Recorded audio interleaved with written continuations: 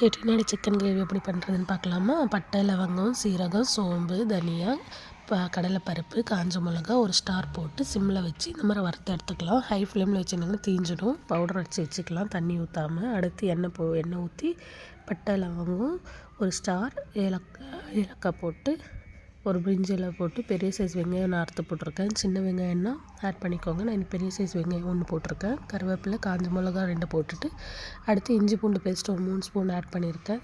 சேனலை மறக்காமல் சப்ஸ்கிரைப் பண்ண மறந்துடாதீங்க. தக்காளி போட்டிருக்கேன். தேவையான அளவுக்கு உப்பு போட்டுக்கோங்க. தக்காளி பெரிய சைஸ்னால் 1 போதும். சின்ன 2 ஆட் பண்ணிக்கோங்க. அடுத்து சிக்கன் போட்டு நல்லா 2 பரட்டிடலாம். 2 மினிட்ஸ் வெந்ததுக்கப்புறமா அரைச்சி வச்ச பவுடர் ஆட் பண்ணி மிக்ஸ் பண்ணிடலாம் நல்லா. இன்ஸ்டாகிராமில் பார்க்குறவங்க மறக்காமல் பேஜை ஃபாலோ பண்ணிக்கோங்க. சில்லி பவுடர் ஆட் பண்ணியிருக்கேன். எனக்கு காரம் அதிகமாக வேணுன்றதுனால சில்லி பவுடர் ஆட் பண்ணியிருக்கேன். உங்களுக்கு காரம் நார்மலாக இருக்கணும்னா ஆட் பண்ணாதீங்க, அது ஆப்ஷனல் தான். அடுத்து க்ளோஸ் பண்ணி அப்பப்போ நான் இந்த அளவு கிளறி விட்டுட்டே இருங்க. ஏன்னா அடி பிடிச்சிரும். தண்ணி எதுவும் ஊற்ற வேணாம், சிக்கன்லேயே தண்ணி இறங்கும், அதனால் சொல்கிறேன். பாருங்கள், தண்ணி லைட்டாக இறங்கிடுச்சு. இன்னும் கொஞ்சம் நேரம் அப்படியே க்ளோஸ் பண்ணி இறக்கி விட்டிங்கன்னா நிறைய தண்ணி இறங்கும். தண்ணி ஆட் பண்ணாதீங்க. இந்தளவுக்கு இறங்கிடுச்சு. அடுத்து பாருங்கள், ரெடி ஆகிடுச்சு. எண்ணெய் பிரிஞ்சு வந்தாலே ரெடி ஆகிடுச்சு. அவ்வளோதான். ட்ரை பண்ணி மறக்காமல் எப்படி இருக்குன்னு கமெண்ட் பண்ணுங்கள். பாய்.